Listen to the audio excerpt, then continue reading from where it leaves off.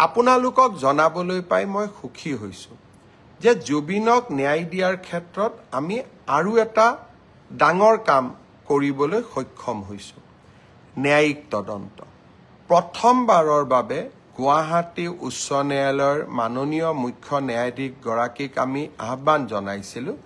যে জুবিন গাৰ্গৰ মৃত্যুৰ তদন্ত কৰিবলৈ এখন জুডিচিয়েল কমিশ্যন ন্যায়িক আয়োগ গঠন কৰিব লাগে আৰু এই ন্যায়িক আয়োগত ৰিটায়াৰ্ড জাজ নহয় অৱসৰপ্ৰাপ্ত ন্যায়াধীশ নহয় হাইকোৰ্টৰ বৰ্তমান ন্যায়াধীশ এজনক নিযুক্তি দিব লাগে আমাৰ অনুৰোধত মাননীয় উচ্চ ন্যায়ালয়ৰ মুখ্য ন্যায়াধীশ ডাঙৰীয়াই এজন বিচাৰপতি জাষ্টিস সৌমিত্ৰ শইকীয়াক এই আয়োগখনৰ অধ্যক্ষতা কৰিবলৈ অনুমোদন জনাইছে যিসকল লোকে এই বিষয়ত দৃষ্টি ৰাখে তেওঁলোকে নিজেই জানে যে হাইকোৰ্টৰ সিটিং জাজে জুডিচিয়েল কমিশ্যন হেড কৰা